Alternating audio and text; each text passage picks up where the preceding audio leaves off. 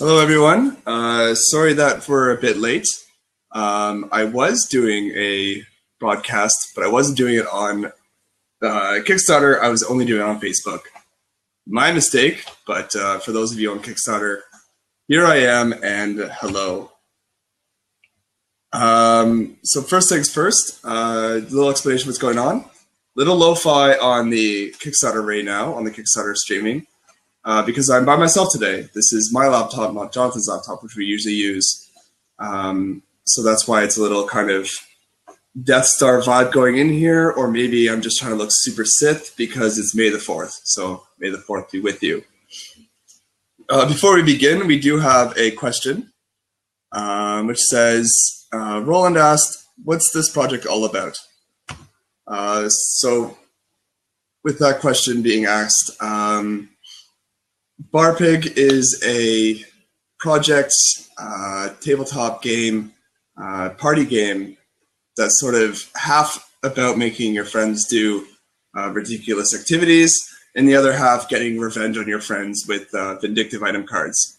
So it's a little bit of a party game, a little bit of a Munchkin-esque thing going on here, but it's basically group embarrassment meets a revenge system that's made to be quite vindictive. So that's the best way I can describe it. Anyways, for the news. The exciting thing is that we have contracted officially Frederick Bunt to join our team. We've sort of looked around a couple of artists on Board Game Geek and Reddit, and it all came back to this idea that we have to be with Frederick because he's definitely the right guy. He's got the right experience.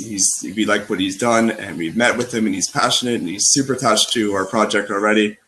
So that's really great.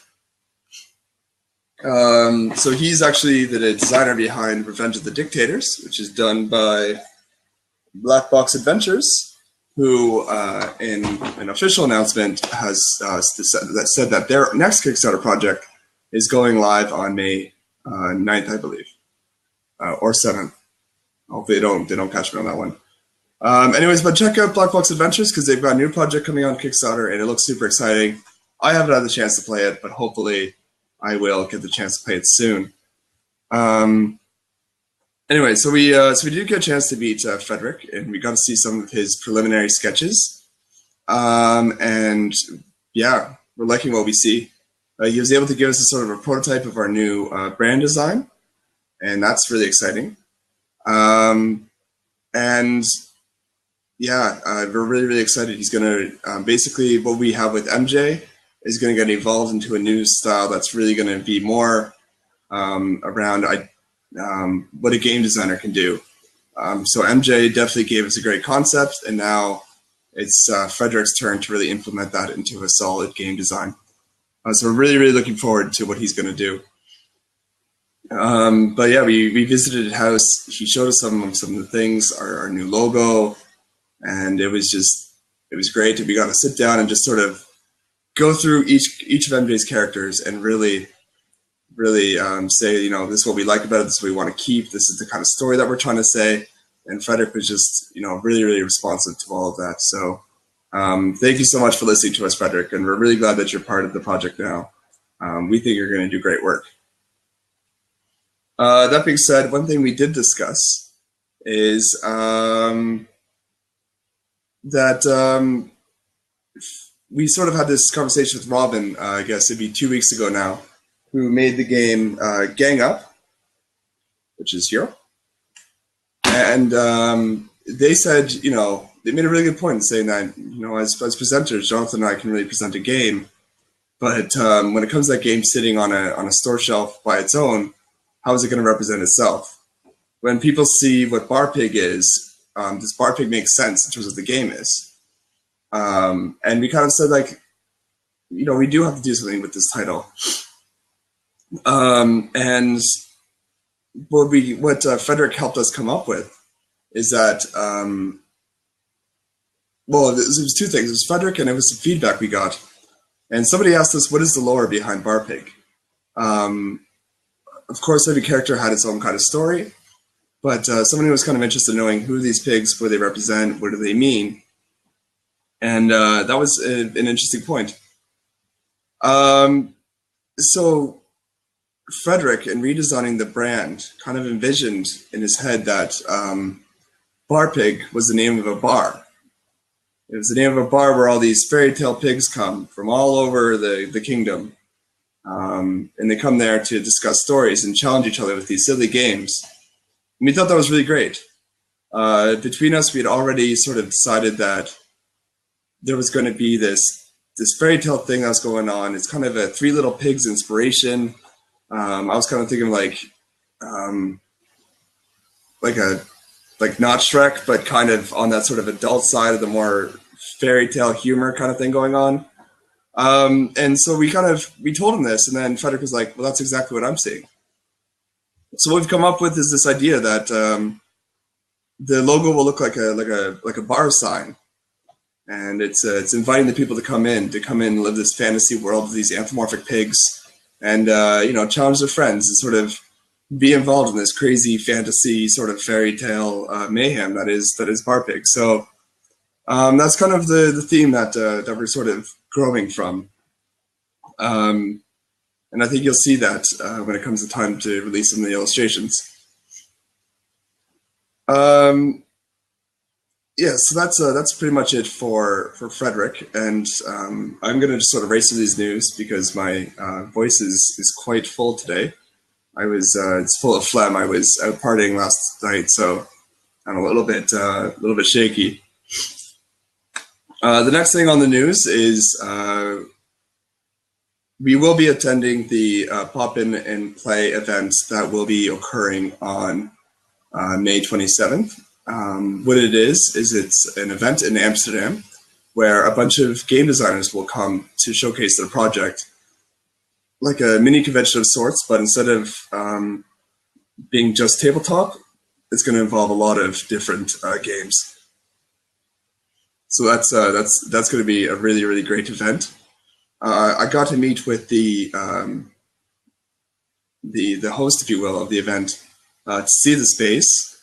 And what I can describe it as is it's like a indoor. Well, it's like a park made indoors. But to me, it was like something you would see, like a concept design you'd see from 1970s. It's got this, plastic grass kind of floor thing going on, and there's these posts that are made to look like trees, and it's really quite interesting. There's a fake little campfire in the middle of it, and it's like I said before on the Facebook chat or the Facebook video, it's groovy. It's a groovy space. That's the best way I describe it.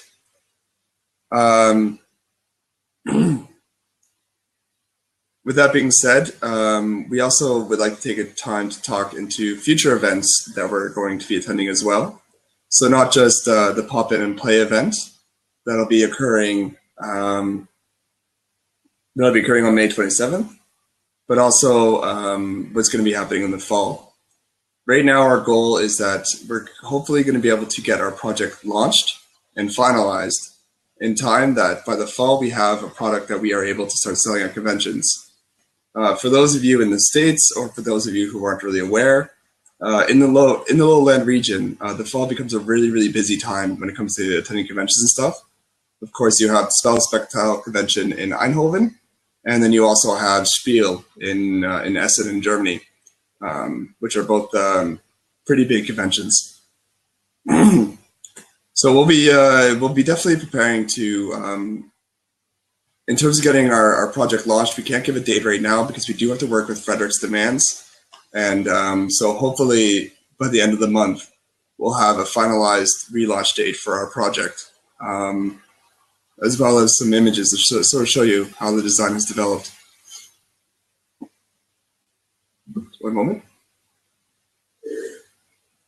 The other thing we could talk about as well is there's a good chance that we will be attending, there's not a good chance. There's not a good chance at all, actually. Excuse me. But we may be looking into attending PAX in Seattle. We've talked to a correspondent there, and although it's really going to be financially quite tricky to figure out, it's a bit of a pipe dream that we might be able to get the option to attend PAX. Because for me, I've always wanted to see it. I've heard about it. It seems, you know, massive, huge, absolute pandemonium, and I definitely want to be a part of it.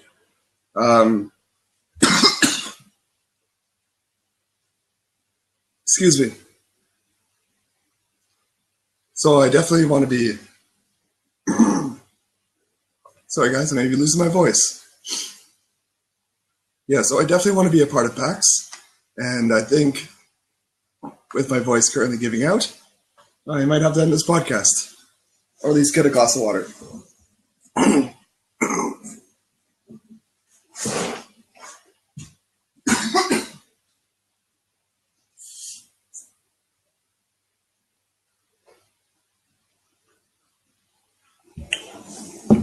And that, my dear friends, is the risk of doing things live. Your voice gives out when you're trying to sound official and cool. Anyways, yeah, so we're definitely looking into possibly attending PAX in the future. So if anyone in the Seattle area is there, keep an eye out for us. We might be there, might not, but it's a nice thing to think of anyways.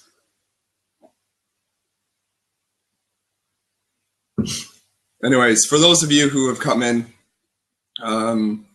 sorry for the low-res broadcast. It's like I said, it's being done on my laptop and on Jonathan's laptop, because Jonathan as a pilot sometimes gets stuck up in the air, and we can't hold him accountable for that.